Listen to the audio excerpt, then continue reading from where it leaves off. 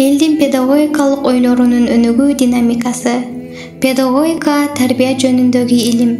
Тарбия инсанияттын түбөлүк камы анткен адам баласы жаралып дүйнөгө келген учурдан баштап эле тарбияга жана тарбиячыга өтө муктаж болот. Ал тарбиячысыз өсүп жетилмек тургай жөнөкөй эле жашап турууга дагы жөндөмү жок.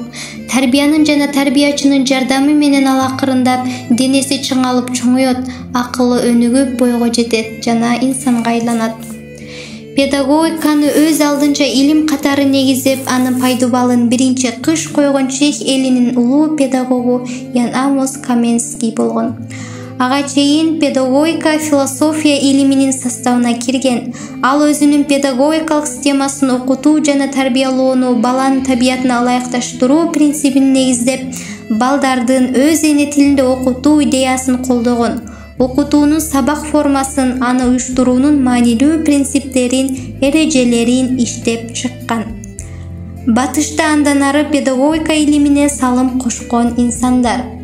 Л. Толстой башталгыч окутуунун теориясы менен практикасынын өнүгүшүнө чоң үлүш кошкон. Анын педагогикалык көз карашы өзгөчөлүгү менен айырмаланат. Ал эркин жана чыгармачыл инсанды тарбиялоо идеясын көтөргөн. Дыйкандардын кызыкчылыгын коргогон, динге өтө ырайа кылган мамиледе болгон. Адольф Дистерверг неместик демократтык педагогиканын көрүнүктүү өкүлү, немес мугалимдеринин окуусуна жетектеме деген эмгегинде мугалимдин психологиясы менен физиология илимдерин терең иликтеп, окуп, өздөштүрүп билүүсүн талап кылган.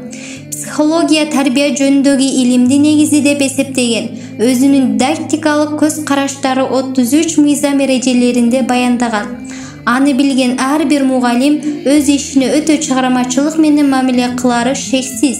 Өз билимин тынымсыз өркүндөтүп, өз үстүнөн иштебеген мугалимде окутуучулук касиет өлөт деп мугалимге өтө жогору талапты койгон.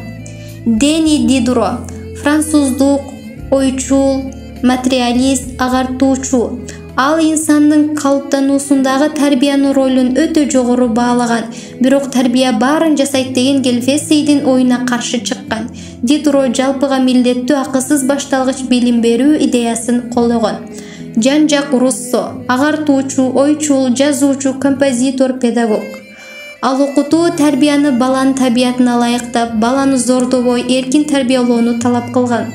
Тарбиянын негизги факторлору табият, эл жана айлана чөйрөдөгү буюмдар, эмилөө же тарбия жөнүндө деген эмгегинде ал негизги педагогикалык идеяларын кеңири баяндаган.